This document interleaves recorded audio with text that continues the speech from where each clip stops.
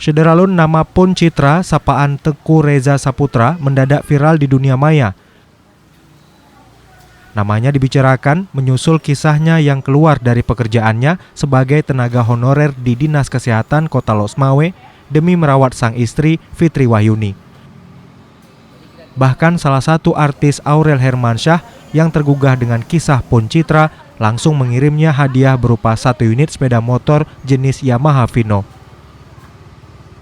Warga Pusong Baru, Kota Losmawe ini pun mensyukuri hadiah itu dan menyebut pemberian dari tunangan Atta Halilintar itu sangat membantu ia dan keluarga dalam beraktivitas sehari-hari.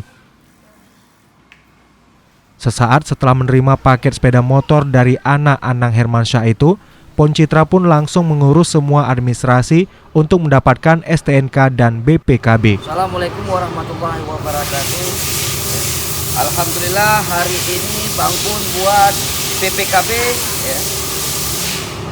Ini pemberian dari Pak Aurel, sebuah kereta Vino ya. Hari ini Bang Pun buat BPKB karena pengirimannya kosong.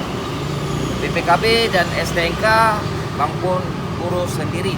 Dan Bang Pun sangat berterima kasih kepada Pak Aurel yang telah memberikan Bang Pun sepeda motor ya. Semoga berkah. Dari Losmawe, Jafarudin, Serambi On TV.